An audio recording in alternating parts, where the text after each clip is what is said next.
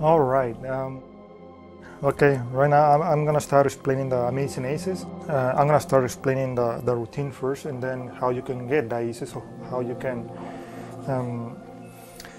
can even make yourself the aces, just in case you need any specific ace. And there are actually two ways you can make it yourself, which I'm gonna explain after the routine. This is what I actually have right now. Well, this is actually the setup. I have 6 cards and then an ace, but this ace is a double face card. I mean, that's it. This is a regular 52 cards, and then I'm just adding an extra ace with a double face, an ace and a card, any card. And then I go another 6 cards. Well, this is gonna be the ace. 1, 2, 3, 4, 5, and 6, and I'm gonna place another ace. This ace is gonna be the another double face ace, and then now I'm going red, black, and then this is the next is gonna be the red ace, double face also. Only those 3 aces are gonna be double face. The next one after the 6 cards, I have a regular ace of spades, which is going to be the last one. This is a regular ace. Actually, the deck of cards is a normal deck of cards, except that I'm just adding 3 aces: the ace of clubs, diamonds, and hearts. That's all. Well, and then from the end, I'm 1, 2, 3, 4, 5, 6, 7, 8. The 9 is going to be face up. And then the next, the 10, 11, and 12 is going to be the real regular aces, which is the last ones. The last ones I'm going to be producing the last ace. So this is going to be it. The black one is going to be in the middle. The red one's at the end. Well, these cards, I'm placing the 3 from above. They are going to be like so. Well, it doesn't have to be this specifically. And then, well, the next one, I'm placing a king. Well, it's gonna be a king because one of the cards, the black ones, which I think is gonna be this one, is gonna be a king too.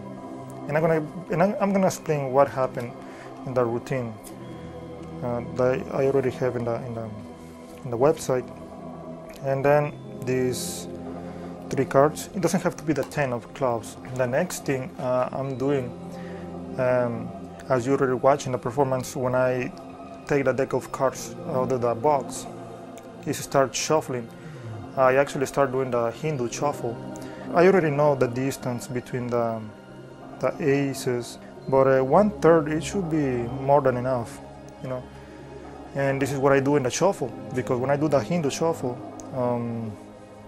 I just grab the deck like so, and then I start shuffling the upper ones. But in reality, I'm actually I'm not shuffling the 3rd one, which you need to do that break like so, and then put it in this position so the audience doesn't see you doing the break. When you grab the upper ones, you don't do it from the sideways because the audience might see the H over here. So the ones at the bottom are not actually mixing up. The only ones I'm mixing up are the ones in the middle, as you can see, and I keep shuffling.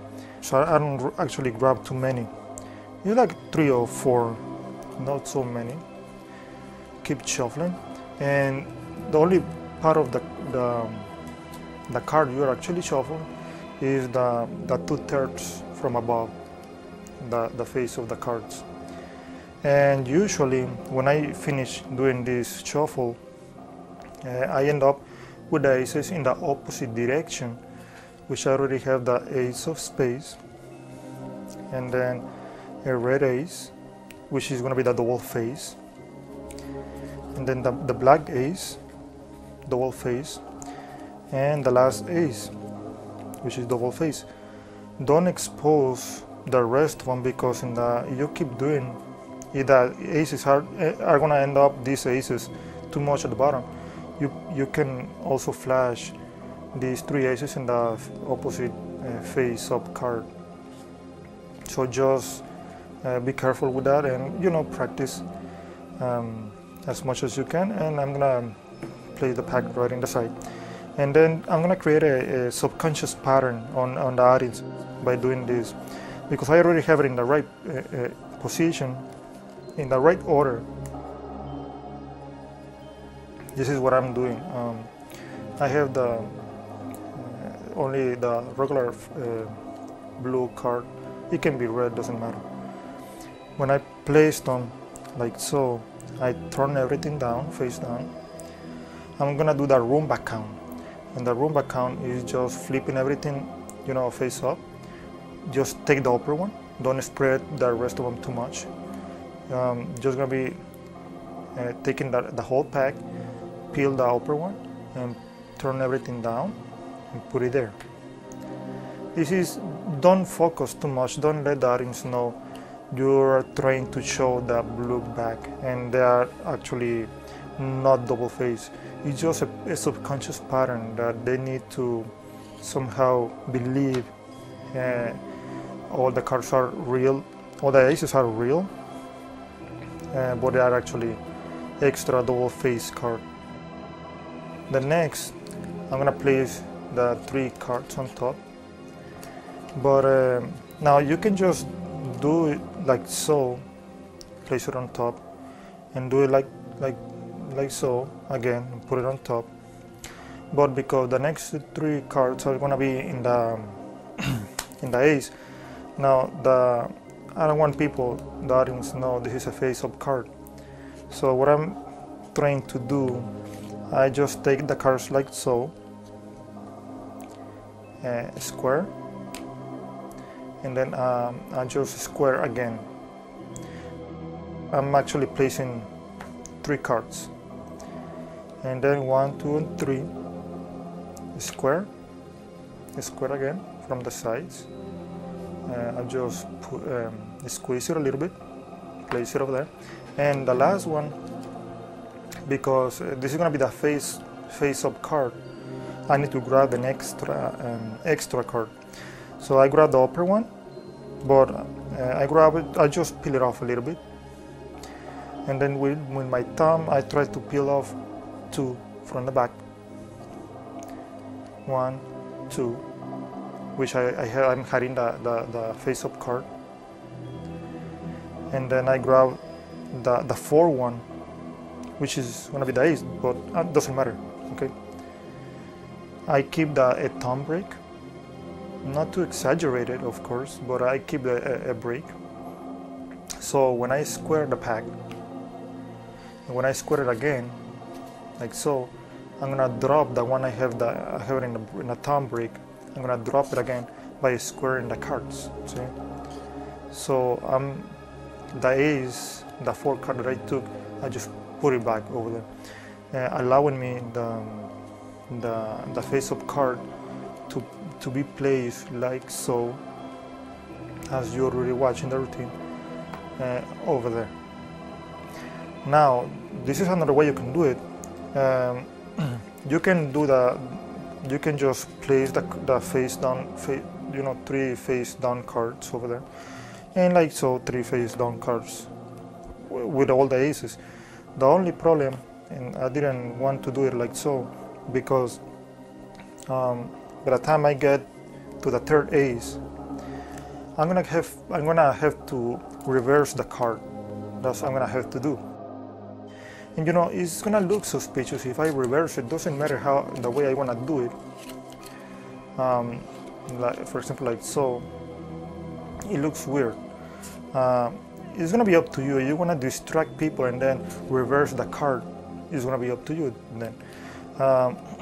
I did it in this way because nothing looks suspicious in the way I'm gonna do it in the last ace. So I'm trying to keep the same specific pattern in dealings with the 3 aces, with all the aces actually, even when I don't actually need to. But some people will believe I'm actually adding more or removing 1 or adding 1. So it's gonna actually also deceive people, perhaps, you know, a little bit. And then that's it. You can spread the cards right above, or you can just place the pile in the side. So what I'm doing, as you're watching the routine, I'm doing a break, a pinky break. I just peel off the upper card, and return it. Now, you want to do it in the sideways so they don't see you are peeling the upper card. I'm just actually peeling just the upper one, so I can do the pinky break just in the upper one. So when I grab the ace, the first ace, I already had the break.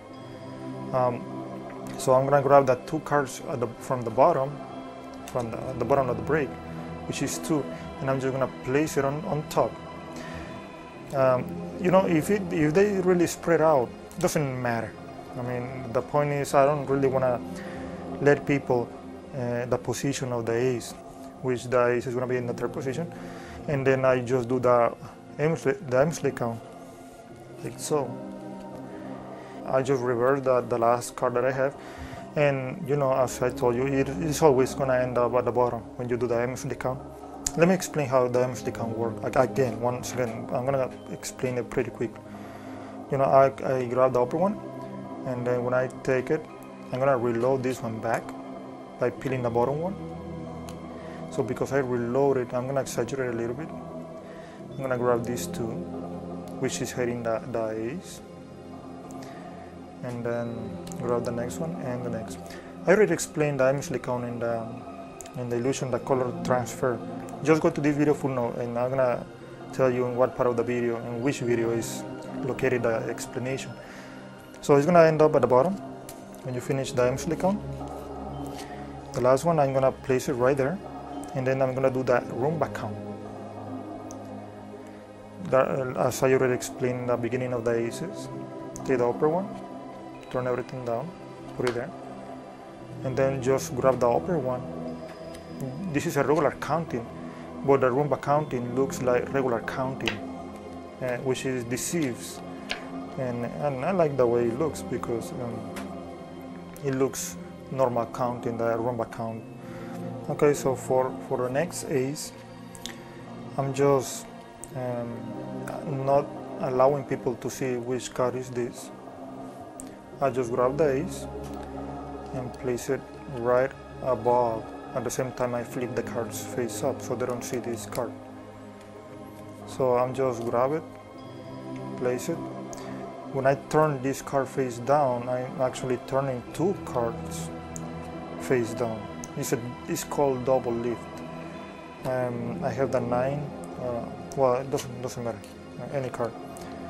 So when I flip it down,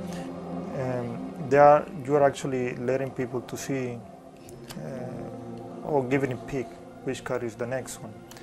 So I'm just doing it pretty quick, so they hardly see which one it is, but they know it's a figure, it's a shape. This is the king of hearts. The next one should be the king of diamonds, something similar, but not the same. So when I flip it face down, I cover that shape so they don't see it's a diamond. And it's gonna be pretty quick anyway, see? So I still covering that shape when I do this. And when I flip both hands at the same time, so they still don't notice, but they know it's something like a king, jack, queen, something, you know. Show it. So I'm flipping the card face down to have it ready for the Roomba count. 2, 3, and 4. So there you have it. Now I don't know if you are really picky, but actually in the performance I repeat the king of hearts, which actually was an accident, but I have several performances which I decided to leave the one it was by accident, because it created, before I even put it on the website, it was giving me the reaction I was actually looking by accident, because a lot of people, friends, they were actually believing I have 1 extra card by repeating the king of hearts if you watching the performance, which it was an accident.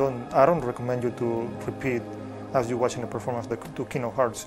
But I decided to leave it alone because I was actually trying to lead people to believe I was doing it in a different way, some way they don't come up even close with a real conclusion, but always try to remove from the deck of cards the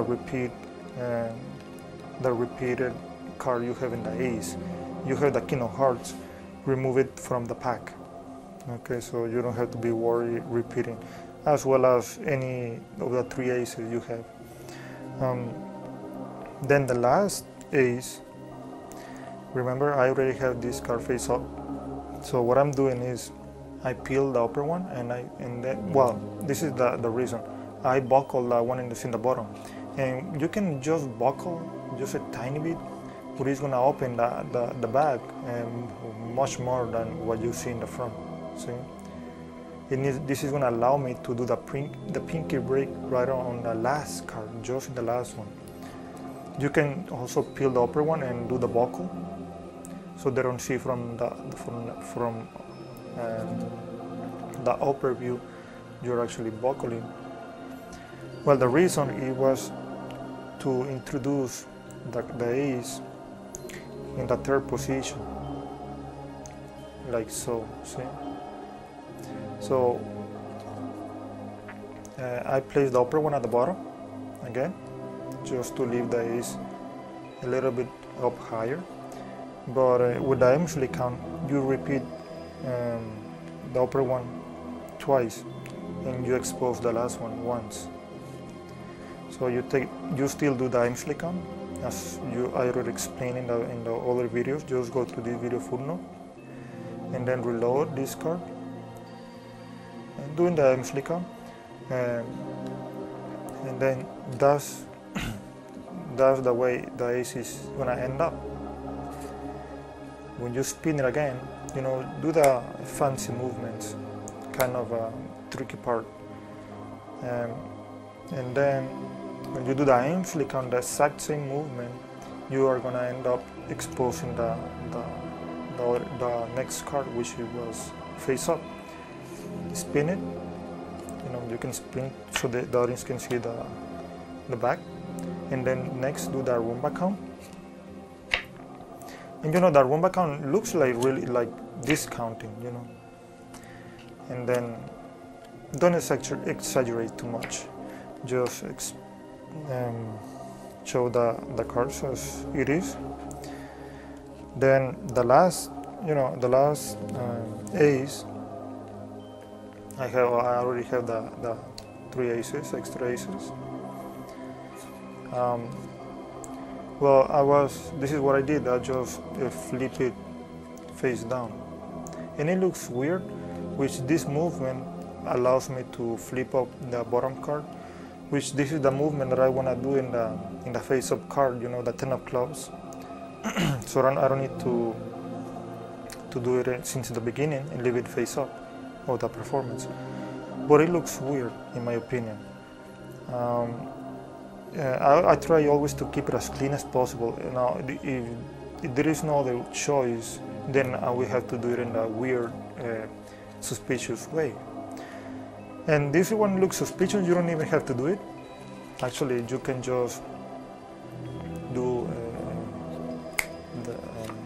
the snap move and then expose just the three aces. I mean, that's about it. You don't have to do any of the flipping ace as I did in the performance. But in case you like it and you want to know how to do it, then let me explain it right away how it's done. This is when I have the cards, the aces right on top, I have the pinky break. And then this is what I do with the cards pretending is right on top, and the invisible ones. When I expose the cards, showing it to the audience, I don't expose the ace, I leave it down here and I just flip it 90 degrees, and when I bring them back, it's gonna push this corner over here, which is gonna flip the ace automatically, see? You're gonna push down. and then I spin the card, so I keep moving my hand, so it doesn't look weird when I flip the ace. Let me explain it from the back. I just show the back of the cards to the audience. When the cards go back to my hand, I'm pushing from the corner, and this is actually flipping the card automatically, but my hands are covering all the angles, basically. One is my right hand. This is covering this side of the cards, and this, my left hand, is covering this side of the cards. So I show the cards. As you can see, my hands go back, is flipping the card automatically, and is moving the card face down. So my hand doesn't have to do the complete move 180 degrees, you know. So my hand doesn't have to go all the way here. It doesn't look too bad, but it looks weird. So, I mean, this is kind of those odd moves. You don't really have to do it. It's not even part of the illusion. But you wanna then reverse the count and then expose the ace, then expose the next 3 aces. Well, good as well. You know, you wanna do it like so, you can do it. I wasn't even trying. I actually just improved it in the performance. And then, well, the spinning doesn't really matter. It's just a fancy move. Well, let me explain it right away. Also, this move, just you have just with a second and third finger, just bend it, so it creates some pressure, some level. Just in the middle finger, right there. Not too complicated. But when I spin it with a third finger, I just push it to the side. When I push it, I remove the thumb. That's all. See? Then show the card. This is just fancy move. It doesn't really have to be part of the trick. But if you like to practice it, is just using the middle and third finger, and with my third finger push the card.